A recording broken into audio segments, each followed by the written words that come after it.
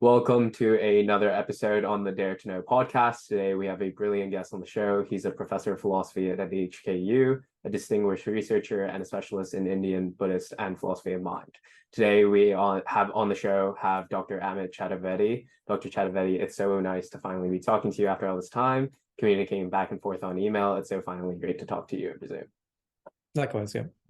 Yeah, so I just want to say first and foremost, thank you for all your help so far. It's been really instrumental. Actually, one of the papers that you sent me on emergentism by Chalmers helped me write one of my most recent papers on like type identity theory and emergentism. So I just wanted to take a moment to say thank you. I know your research interests lie in the philosophy of mind and consciousness, and mine do too. So I think we can just delve straight into that. So my first question is that I'm incredibly fascinated by the mind-body problem. So I just wanted to get an understanding of what you characterize as the mind-body problem and maybe what your stance is on it. Sure. So mind-body problem, it can be understood in a few different ways, but the sense of the problem that's most pressing for philosophers these days is to figure out how minds are related to bodies, how minds might emerge from bodies. And of course, this is not just a contemporary problem. It goes all the way back to Descartes and, of course, to classical India. But Descartes has a helpful way for motivating the problem, where through introspection, through observing your states of mind, which we all, certainly I, if not anyone else with a mind, is able to do, we notice these mental states that the existence of which is indubitable, especially for Descartes. And these sorts of states have features that are seem to be distinct in kind from the other features we observe when we take ourselves to be observing stuff in the world, physical stuff, right? So, Descartes came to think of these two types of things or substances: mind and physical substances, mental substances, physical substances. The mind has a distinct set of properties, right? So the mind is active. The mind does not seem to take up space. It doesn't have spatial extension. As tempting as it might be to think, well, my thoughts are inside my head. We can't really ask how large is your thought, how many centimeters does your thought take up, but we can ask that of most physical objects, right? So, so there are these distinctly mental activities and states that don't take up space, that we have direct access to, just through the mind's eye, as it were. And then there's this other stuff out there in the world, physical stuff that takes up space, is not active in the way that my mind is active in making my body do things. Most physical stuff just seems to be sitting there. It's knowable not through my mind's eye, but through external senses. So long story short, you get these two types of things with two types of distinct types of properties. And if you have these sort of two types of things with distinct types of properties, then it seems as though they can't be identical. And so you get the idea of Cartesian dualism, that there are two types of stuff in the world: mental stuff and physical stuff. These days, people more think of two types of properties. So the world could be, or let's say your brain and body are all physical, but somehow physical brains come to have mental properties. And these mental properties are not the same sorts of properties as the brain's other physical properties. So the brain has shape, size, mass, color, whatever physical organization and structure. And then on top of that, there are these other mental properties.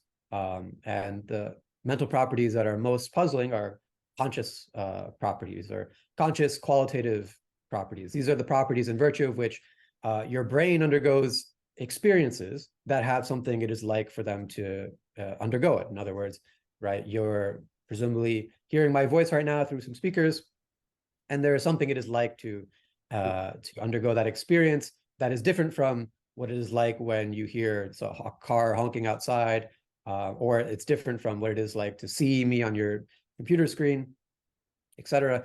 The idea is that there are these mental states with qualitative properties, and these qualitative properties seem to be distinct in kind, again, from physical properties that the brain might have, or the physical world in general might have, right? So chief among them being that, these conscious states are only knowable through subjective means. In other words, you can't see my conscious experience of the laptop in front of me right now, just, I with yours as well. Whereas we can both, see our laptops themselves. And if someone came into this office right now and saw me talking, they'd see there's a laptop in front of me. So the laptop exists in such a way that it can be knowable through extra subjective means, right? It has a kind of objectively knowable existence, whereas my mental states, my conscious perceptual experiences, especially, are not knowable by other through, from an external, objective, third personal perspective. And yeah, there are also all sorts of other reasons to think that people use to motivate the idea that these mental properties are still of a distinct kind of reality than physical properties. They don't seem to be reducible to the physical properties in various ways. And so, yeah, we get this puzzle of how it is that physical brains or physical systems could have something it is like to undergo them, something it is like to have a subjective, conscious first-personal perspective, and all these rich qualitative experiences.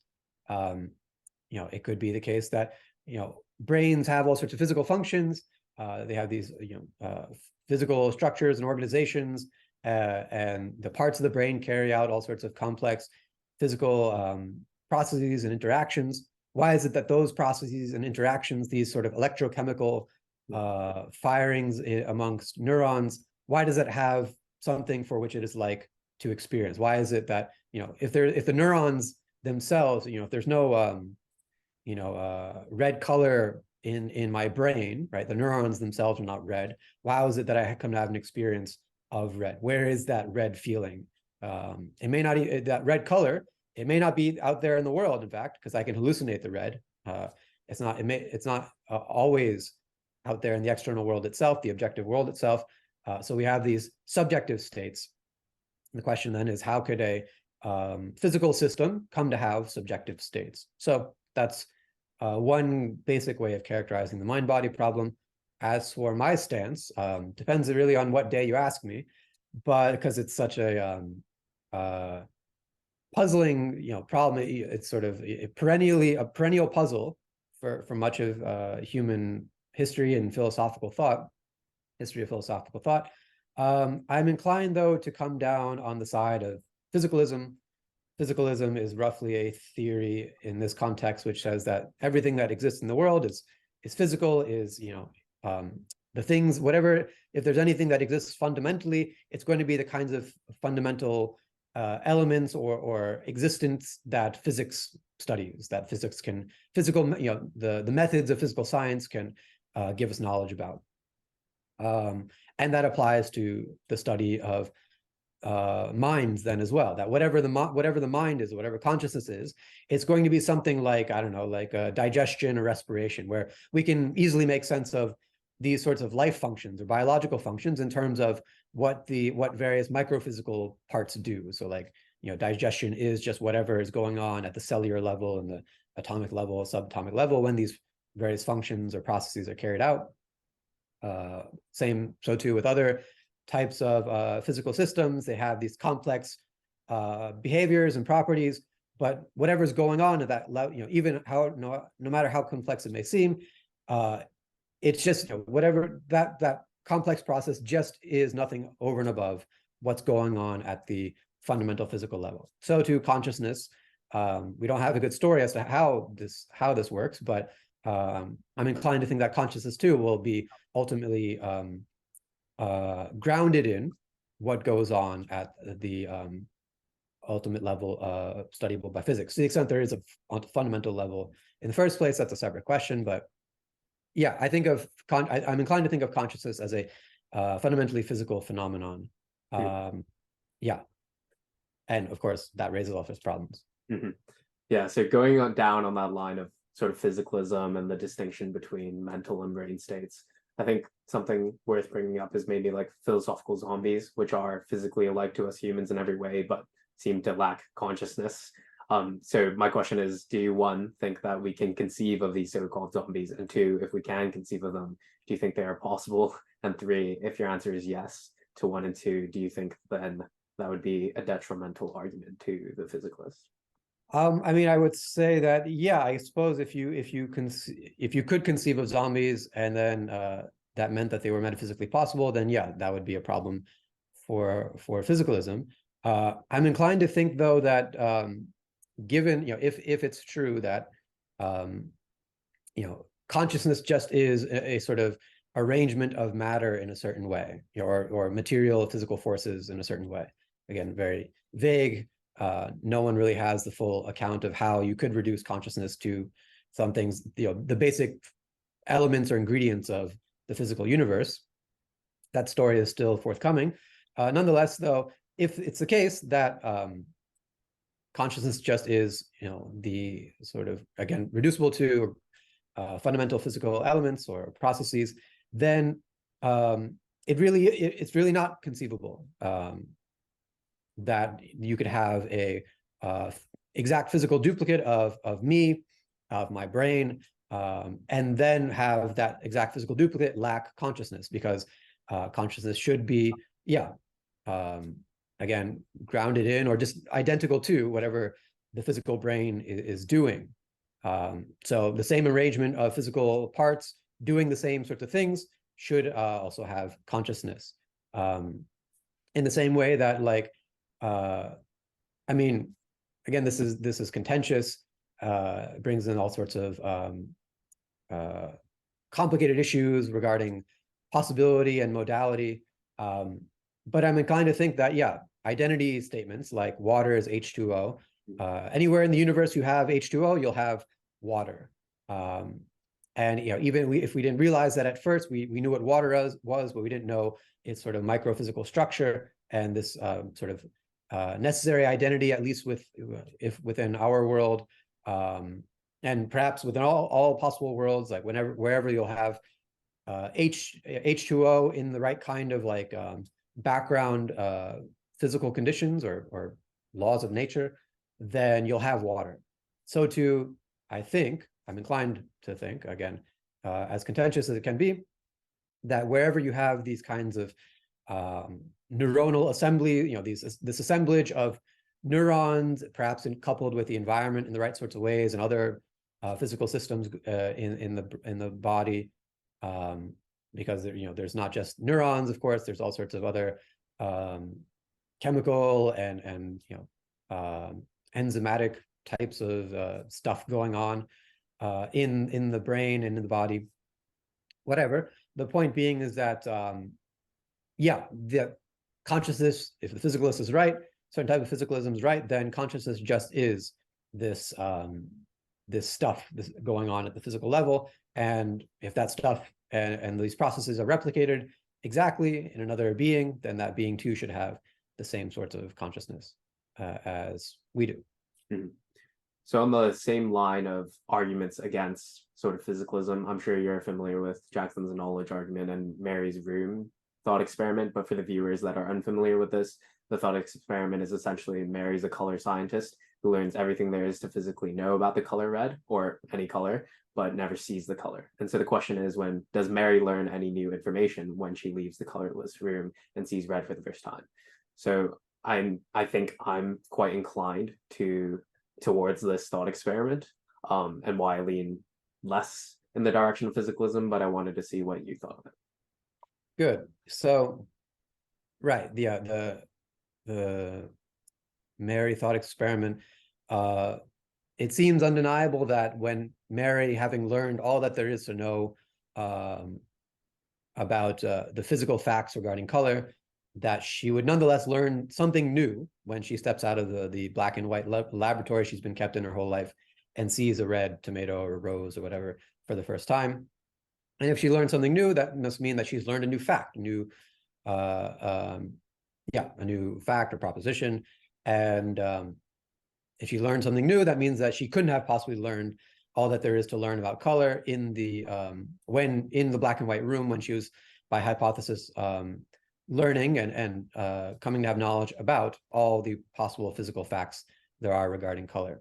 So she learned a new non-physical fact.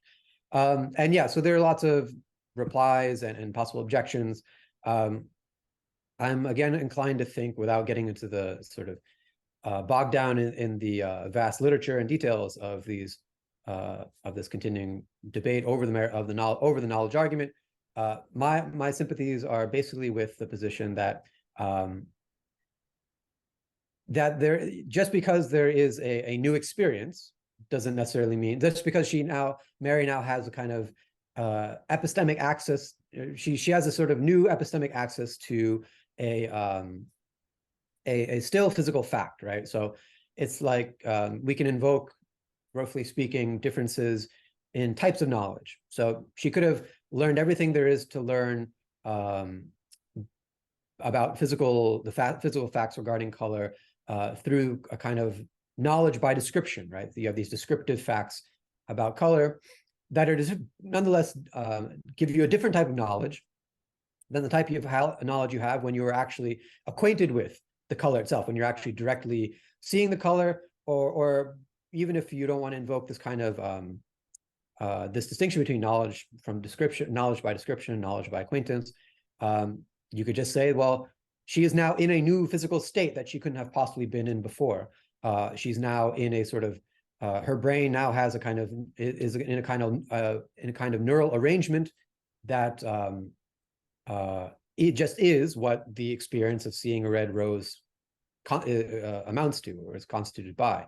And she couldn't have possibly been in that neuronal arrangement before, right? Sometimes people talk about like a Laplacian demon. So Laplace had this idea of some sort of omniscient being or demon that from knowing every sort of physical fact there is, sort of the initial conditions of the that were present at the beginning of the universe, this omniscient being, or this sort of maximally powerful intellect, could know everything that there is to know about what's going to happen in the rest of time.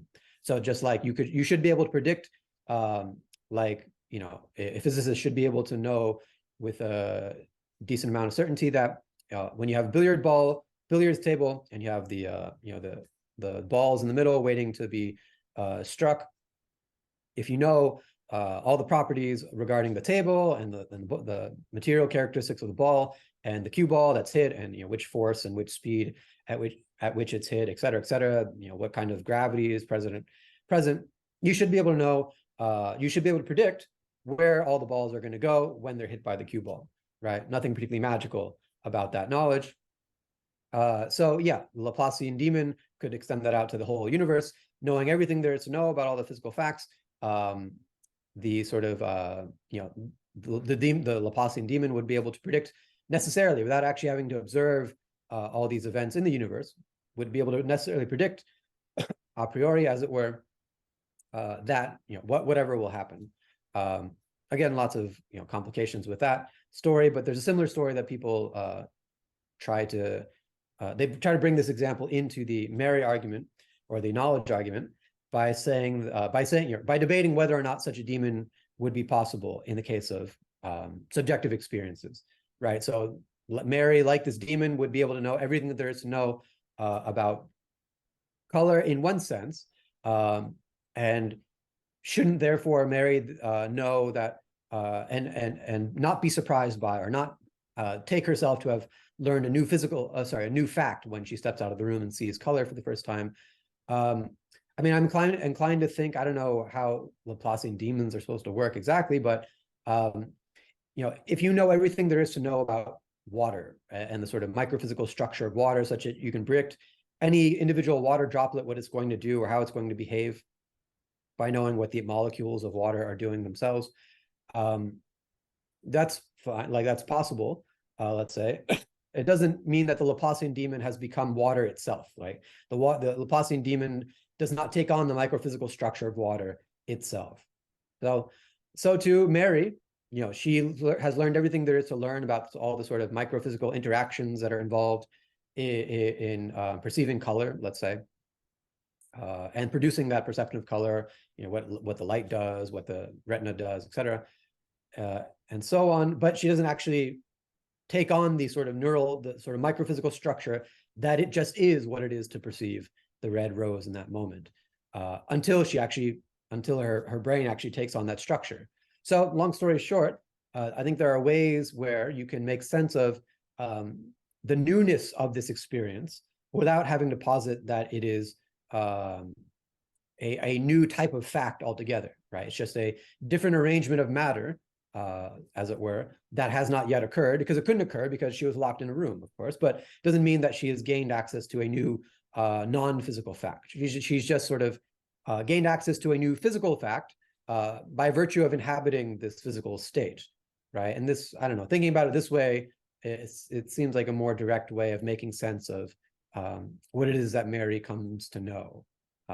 And yeah, I mean, again, there are lots of side debates in this vicinity, but that's the rough answer I can give. Yeah, that makes a lot of sense to me. So we also touched on Nagel and sort of the what is it likeness. I'm pretty sure that you mentioned it at near the start. And so for me, it seems like Nagel is pointing to consciousness being sort of that subjective, sort of irreducible thing, whilst sort of physicalist theories is taking it a very more like objective and reducible or reductive standpoint. So how do you think it is possible for the physicalists to sort of reconcile these two things, or to not even reconcile it at all? Well, yeah, so the physicalist actually doesn't have to. So there are non-reductive physicalists in the sense that they think that everything that exists is physical, but you can't spell out, you can't hope to reduce facts about conscious experience or conscious subjective points of view and mental states to whatever's going on at the microphysical level. Just like you can't really, as tempting as it might be, it turns out that it's very difficult, if not impossible, to reduce facts about like ecosystems, right? Ecosystems are still physical things, but they're so complex, so vast, that it wouldn't make any sense to hope to explain facts about ecosystems in terms of what atoms are doing at a given moment. I mean, in one sense, to a certain type of physicalist who's reductionist in orientation, they would want to say that no, because ecosystems just are physical things, and physical things just are whatever the fundamental elements of the physical universe amount to, or whatever they're doing, however you want to cash it out. Yeah, you should in principle be able to reduce facts about ecosystems to facts about the microphysical structures that make the ecosystem that make up the ecosystem. But of course, practice, that's extremely difficult, if not impossible, for minds, at least for minds such as our own. So anyway, you could be a non-reductive physicalist in various ways. But yeah, the most physicalists want to be reductionist physicalists. It seems more parsimonious or less metaphysically messy.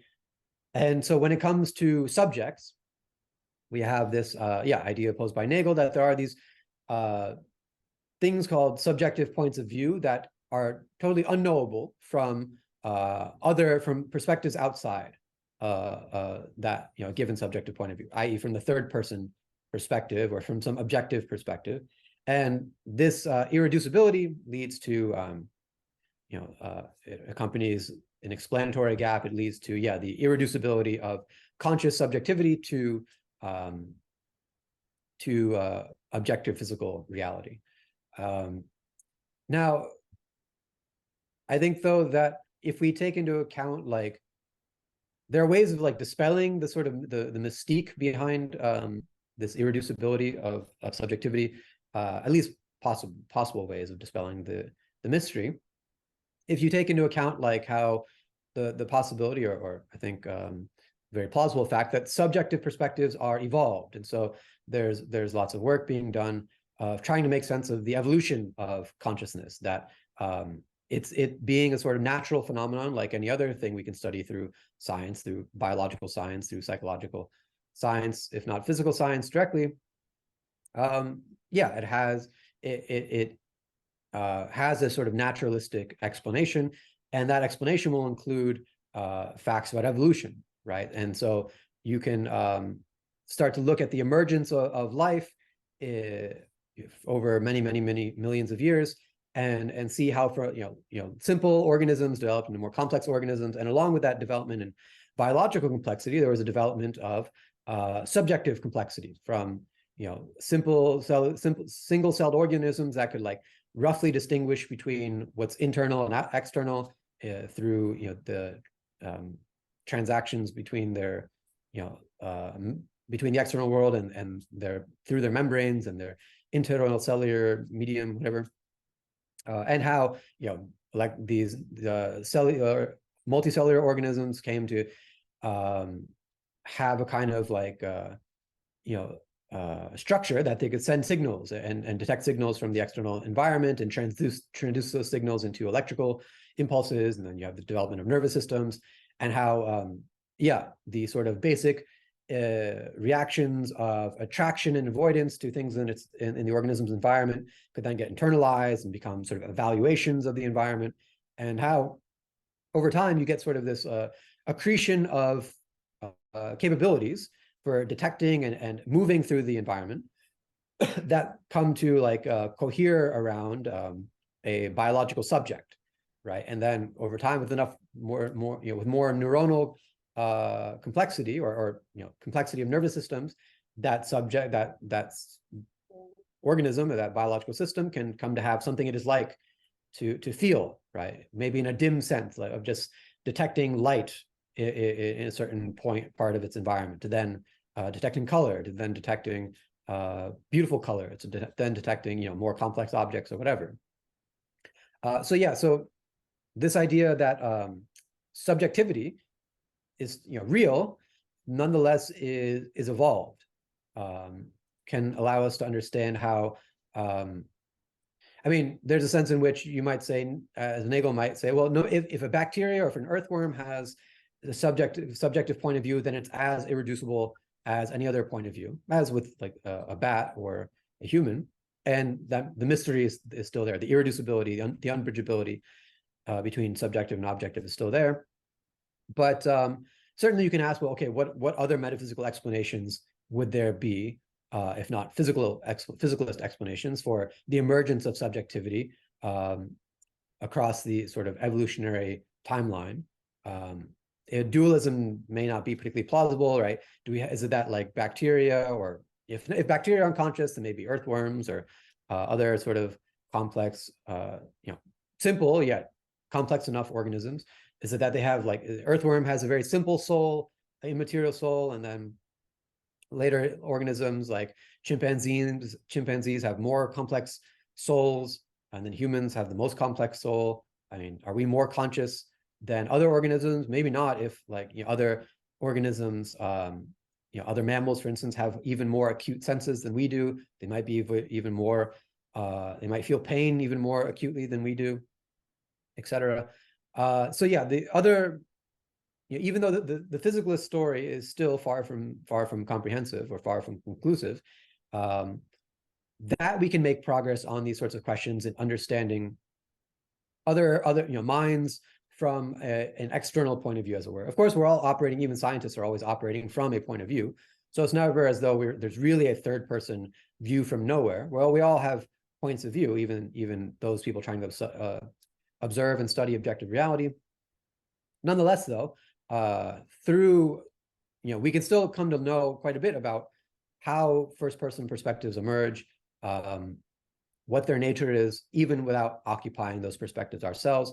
And yet those perspectives can still be consistent with, their existence could be consistent with a purely physicalist worldview. And on that point, like if you about knowing what it is like to be a bat from an external perspective, I don't know if you're aware of these recent developments in neuroscience, using especially like artificial intelligence to take like MRI scans, fMRI scans of someone's brain as they're hearing a story, or as they're listening to a piece of music or watching a movie, and using large language models like ChatGPT to sort of expedite the process of decoding these neural activity, like the flow of blood in the brain, different brain regions, and actually decoding what it is that this brain is hearing, right? So like there's some news story about some study of how a scientists were able to reconstruct what a brain was hearing when they heard some Pink Floyd song,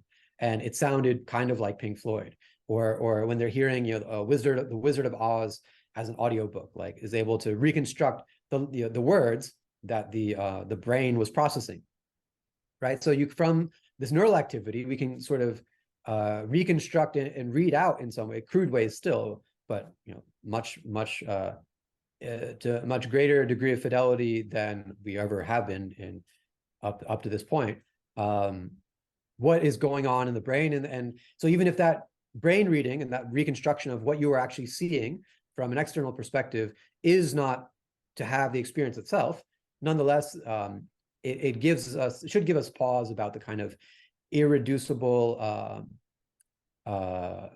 this sort of unbridgeable knowledge, explanatory gap, or knowledge gap, at least, that we can never hope to know what it is like to experience from another point of view. Well, sure, you can't without fully inhabiting that point of view, but if that point of view is still a physical entity like anything else, or a physical process like anything else, then we can come to know quite a bit more about it, and we'll be able to learn more and more as science gets more advanced and technology for studying the brain gets more advanced. Yeah, so we've talked about how it's been like the mind-body problem and the hard problem of consciousness is such a perennial problem in, I guess, philosophy. In terms of, it seems as though there's a lot of recent developments in science and neuroscience, cognitive scientists and psychologists. So I wanted to ask what you think, what role do you think science has to play in the understanding of consciousness, and maybe philosophy and vice versa, sort of that interplay between all these different disciplines? Great, yeah. So science is now taking up a greater and greater role in studying consciousness. Now you have more and more scientists who are explicitly scientists of consciousness, and there are conferences all over the world about the scientific study of consciousness, no longer just using sort of quote unquote armchair methods, philosophical methods, thought experiments and the like to study consciousness. So yeah, now we're getting closer and closer to being able to test and put forth neuronal, brain-based theories of consciousness, study, making hypotheses, drawing hypotheses about what has to be going on in the brain in order for conscious experience to arise. And there are lots of competing theories. It's still a hotly debated subject amongst neuroscientists and philosophers alike. So it's becoming more and more of a scientific question. That doesn't mean, though, that philosophy becomes totally irrelevant, because, right, in order to do an experiment, you have to know what you're testing for. You have to have some sort of conceptual assumptions or sort of preconceptions about what it is that you're studying. And yeah, these preconceptions come from philosophy, or at least from psychology, and philosophers have a role in clarifying these concepts and trying to figure out what it is that we mean by consciousness in the first place. What should we mean by consciousness in the first place? What are the sort of metaphysical implications of a given scientific theory of consciousness? And so yeah, philosophers are now many of them are becoming more open to dialogue with empirical research and with empirical scientists themselves. They're working together very directly on more specific fields, not just in consciousness generally, but in, say, the philosophy of perception. There's all sorts of puzzles in the philosophy of perception that have been debated for many hundreds of years, thousands of years, if not. And now we can perhaps put them to the test by formulating clear hypotheses using philosophical rigor. Philosophy is very good in trying to in helping you to think more clearly and be as precise as possible in making claims and arguments.